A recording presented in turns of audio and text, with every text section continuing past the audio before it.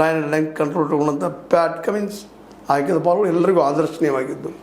ಹೀಗಾಗಿ ಚೆನ್ನೈ ಕಿಂಗ್ಸ್ ಕಂಟ್ರೋಲ್ಗೆ ಬಂದುಬಿಡ್ತು. ಇಲ್ಲಾಂದ್ರೆ ವಿಶೇಷವಾಗಿ ಎಲ್ಲೂ ಟೀಮ್ನಲ್ಲಿ ಜಬರ್ದಸ್ತ್ ಆಟಗಾರಿದ್ದಾರೆ. ನಿಮಗೆ ಗೊತ್ತಿದ್ದ ಸಂಜು ಸ್ಯಾಮ್ಸನ್ ಇದ್ದಾರೆ, ಕಾರ್ತಿಕ್ ಇದ್ದಾರೆ, ಡೆವಾಲ್ಡೋ ಬ್ರೆವಿಸ್ ಇದ್ದಾರೆ, ಶಿವಮ್ ದುಬೆ ಇದ್ದಾರೆ. ಎಲ್ಲ ಒಳ್ಳೆ ಆಟ ಆಡಿದ್ದಾರೆ. ನಿನ್ನೆ ಆಡಿದ್ರು 180 ಕಂಟ್ರೋಲ್ ಆಗಿ ಹೋಗ್ಬಿಟ್ಟದ. ಇದರಿಂದ ಸಹಜವಾಗಿ ಇದು ಕಾಂಪಿಟೇಟಿವ್, ನಿಶ್ಚಿತವಾಗಿ ಕಾಂಪಿಟೇಟಿವ್. ಅದು ಕಾಂಪಿಟೇಷನ್ ಮಾಡಿದಾಗ ಪೂರ್ವ ಶಕ್ತಿ ಹೆಚ್ಚಿದಾಗ ನಿನ್ನೆ ಸನ್ರೈಸರ್ಸ್ ಹೈದರಾಬಾದ್ಗಳು ಗೆಲ್ಲಲಿಕ್ಕೆ ಸಾಧ್ಯ ಆಗಿದೆ. ಕೊನೆಯ ಓವರು ಕೊನೆಯ ಬಾಲ್ ತನಕ ಹೋಗ್ಯದ ಮ್ಯಾಚು.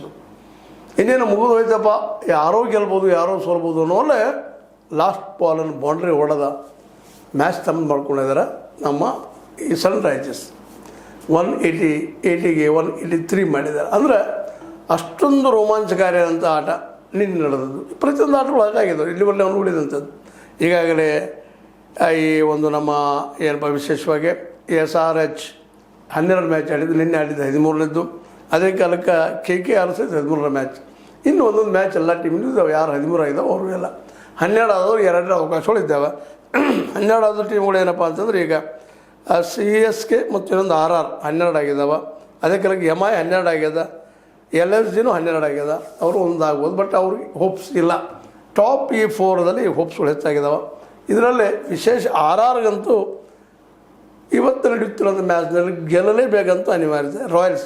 ರಾಜಸ್ಥಾನ್ ರಾಯಲ್ಸ್ಗೆ ಮಾಡು ಎಲ್ಲಿ ಮಡಿ ಇವತ್ತು ಗೆಲ್ಲಿಲ್ಲ ಅಂದರೆ ಅವರು ಗುಡ್ಚಾಪಿಕ್ಕಿ ತೊಗೊಂಡು ಬರುವಂಥದ್ದಾಗಿದೆ. ಒಟ್ಟಾರೆಯಾಗಿ ನಿನ್ನೆ ನಡೆದ ಮ್ಯಾಚ್ ಭಾಳ ಕಾಂಪಿಟೇಷನ್ ಕುಡಿತು.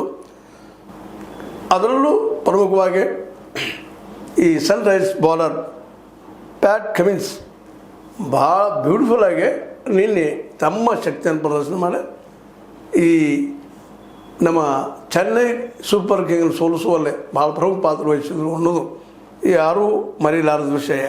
ಅದ್ರ ಜೊತೆಗೆ ಋತುರಾಜ್ ಗಾಯಕ್ವಾಡ್ ಆಗಿರ್ಬೋದು, ಅವ್ರ ಜೊತೆಗಾರರಾಗಿರ್ಬೋದು ಚೆನ್ನೈ ಕಿಂಗ್ದಲ್ಲಿ